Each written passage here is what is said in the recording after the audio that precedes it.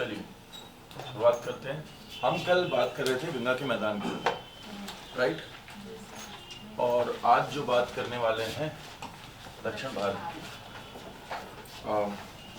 Welcome Malhotra ji.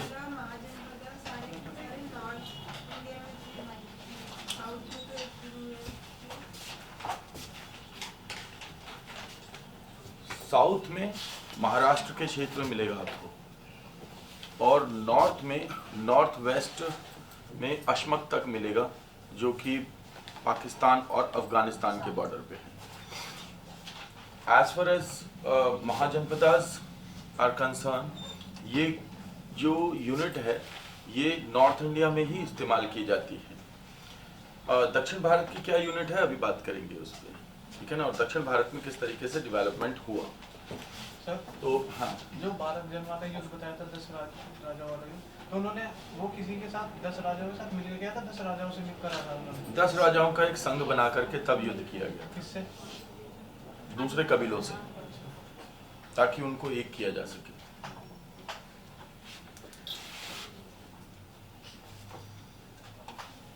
So we come on the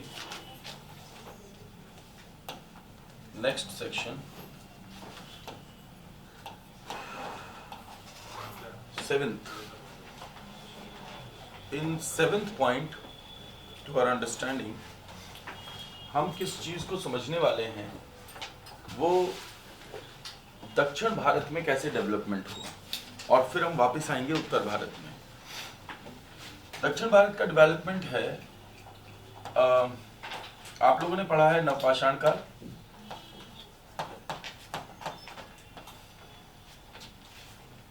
दक्षिण भारत में नवपाषाण काल था। नवपाषाण का मतलब नियोलिथिक एज थी, और नियोलिथिक एज जो थी वो ग्रेजुअली ट्रांसफर की तरफ दिखाती है एक ऐसे टाइम पीरियड को जिसको कि बिल्कुल अलग रखा जाता है। वो केवल दक्षिण भारत में देखा गया है और कहीं नहीं देखा गया।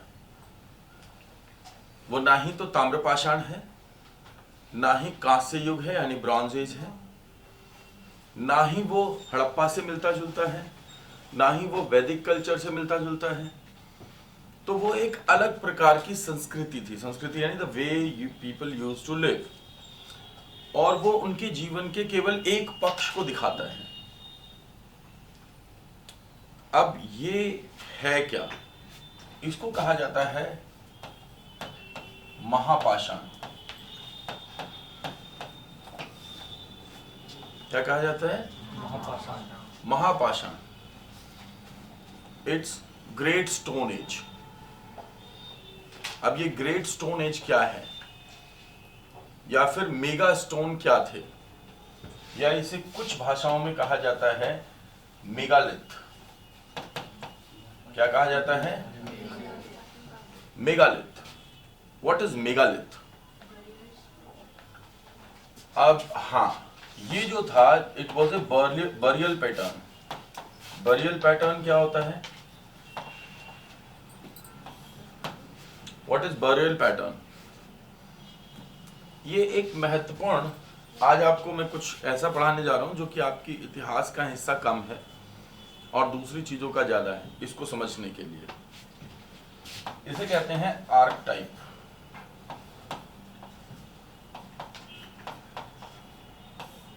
ये एक बहुत महत्वपूर्ण चीज से जुड़ा हुआ है जिसे कहते हैं आर्कटाइप। आर्कटाइप क्या होता है? What is archetype?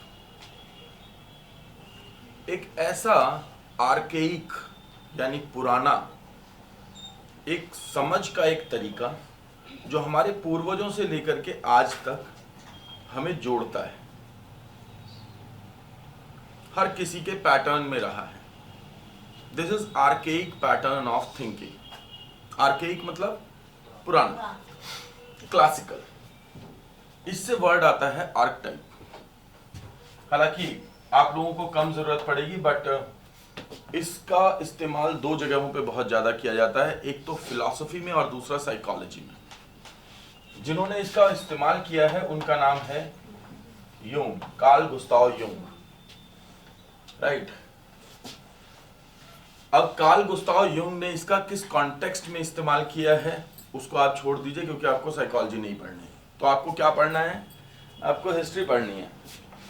आप में से कुछ लोग तो जरूर राजघाट, शांतिवन जैसी जगह पे गए होंगे। Have you visited? Good one. किसी सिमेट्री में गए होंगे, कब्रिस्तान में गए हैं? ये पैटर्न कहां से आया कि हम जब भी किसी को कहीं पे दबाते हैं, गाड़ते हैं, जलाते हैं, या उसे इनमें से कुछ नहीं करते, केवल उसे याद रखना चाहते हैं, तो हम वहां पे एक बड़ा सा कोई पत्थर रख देते हैं। ऐसा ही है ना? बड़े बड़े स्टोन्स रख देते हैं हम आज की डेट में। ये स्टोन्स हमें इस टाइम पीरियड में मिलते हैं जब भी किसी को दबाया जाता था, तो उसके ऊपर एक बड़ा सा पत्थर या ग्रुप ऑफ स्टोन्स, बहुत सारे बड़े बड़े पत्थर रख दिए जाते थे। राइट? अगर हम, ये एक ऐसा एरिया है जिसको कि आपको ज्यादा समझ में आएगा अगर हम इसकी स्ट्रक्चर को देखें।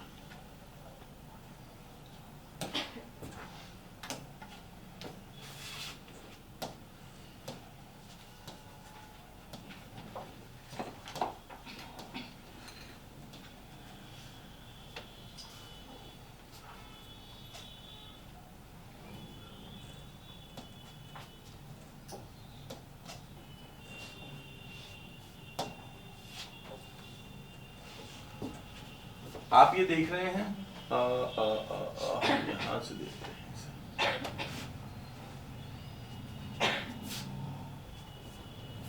ये मेगालिथ है, दिस इज मेगालिथ साइट। अब अगर आप इस मेगालिथ साइट की बात करें या फिर इस तरीके की दूसरी साइट्स की बात करें जिसमें कि, और ये कहां पे देखा गया है? ये केवल इंडिया में नहीं देखा गया, ये वर्ल्ड वाइड देखा गया है, पूरी दुनिया में देखा गया है। इजिप्ट जैसी कंट्री में तो राजाओं को जहां पे गाड़ा गया उसके ऊपर पूरा पिरामिड बनाया गया है ना, पूरा पिरामिड बनाया गया। आप अगर इसको मुस्लिम कल्चर में देखें तो मकबरा बनाने की जो थॉट है, बहुत बड़ा एक मुजस्समा बना दो जहां पे कि डेड बॉडी को रखा जाए। ताजमहल क्या है? बेसिकली एक मेगालिथ है। अगर आप इसे एक सोच के आधार पे सोचो, दुनिया के अलग अलग क्षेत्रों में रहने वाले लोग एक बड़े सिमिलर पैटर्न पे सोच रहे थे। तो ये कहां से आता है? ये उनके थॉट पैटर्न से आता है, that I want to create something big, I want to put something bigger, जिससे कि उसकी वो था इसकी एक जानकारी हो। सोचो, these all are megaliths in different parts of the world. और ये क्यों थे? Nobody knows. This is megalith. ये जो मेगालिथ कल्चर है, ये आपको दुनिया के अलग अलग हिस्सों में मिलेगा। It's a very known archetype, और ये इतिहास की एक बहुत बड़ी मिस्ट्री है, यानी एक रहस्य। बिकॉज आज तक भी ये नहीं पता चल रहा है why people use to do that. भाई, एक 500 किलो का पत्थर उठा करके लेकर के आए, रखा, एक और 500 किलो का रखा, एक और 500 किलो का रखा, और ऐसे बहुत सारे पत्थर रखे एक ही जगह पे। किस लिए? क्योंकि वहां पे उस बंदे को गाड़ा गया है। Was that person very important? क्या वो व्यक्ति बहुत महत्वपूर्ण था? क्या इस पत्थरों को रखने से उनकी अपनी एक समझ थी? इन दो चीजों के बारे में हम नहीं जानते, लेकिन जिस चीज के बारे में हम जानते हैं वो क्या है कि महापाषाण काल जो था, वो एक ऐसा पर्टिकुलर टाइम पीरियड था जिस वक्त लोग ऐसा कर रहे थे। ये वो टाइम था जिस वक्त की आपने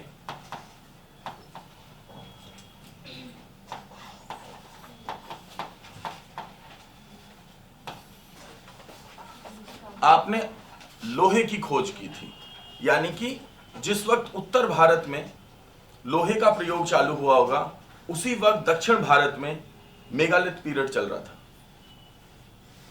उस वक्त दक्षिण भारत में मेगालिथ पीरियड चल रहा था। ठीक है, ऐसे आप ये जो मेगालिथ था ये बड़ा था और धीरे धीरे ये छोटा होता गया। मतलब लोगों ने अपनी क्षमता अनुसार छोटे पत्थर रखने चालू कर दिए। क्यों? उनका जितना सामर्थ्य था। तो ऐसा माना जा सकता है कि राजाओं के लिए बड़े बड़े पत्थर रखे जाते होंगे। लोगों ने सोचा भाई हमारी भी याददाश्त रखी जाए, तो हम बहुत बड़ा नहीं पर छोटा तो रख ही सकते हैं पत्थर।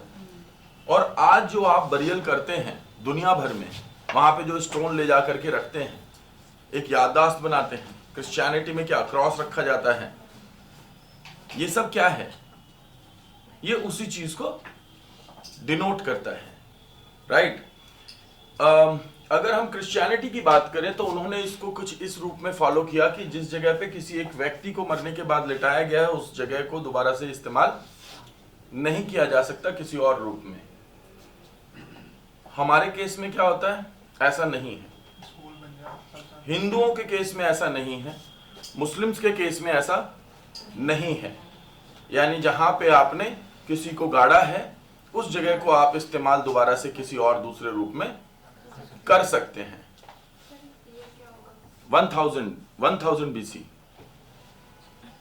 1000 बीसी यानी आज से लगभग 3000 साल पहले। ये ट्रांजिशन पीरियड है दक्षिण भारत में नवपाषाण से और आने वाले समय का। वो आने वाला समय कौन सा था? दक्षिण भारत में एक पूरा टाइम पीरियड गैप मिलता है। यानी आपको कृष्णा गोदावरी रीजन में कोई ब्रॉन्ज एज सिविलाइजेशन नहीं मिलती। इसका मतलब व्यक्ति किस रूप में रह रहा था भाई? ब्रॉन्ज एज नहीं मिल रही, यानी ट्रांसफॉर्मेशन का पीरियड नहीं है। यानी कि उसने सीधा लोहे का इस्तेमाल करना चालू किया। महापाषाण काल में क्या इस्तेमाल हो रहा था? लोहा इस्तेमाल हो रहा था। This was iron age. अगर पूछा जाए मेगालिथ कौन सी एज थी, तो मेगालिथ वॉज आयरन एज। तो नियोलिथिक से आप सीधा शिफ्ट हो जाते हैं कहां पे? आयरन एज पे। ऐसी स्थिति में क्या होता है? What does happen?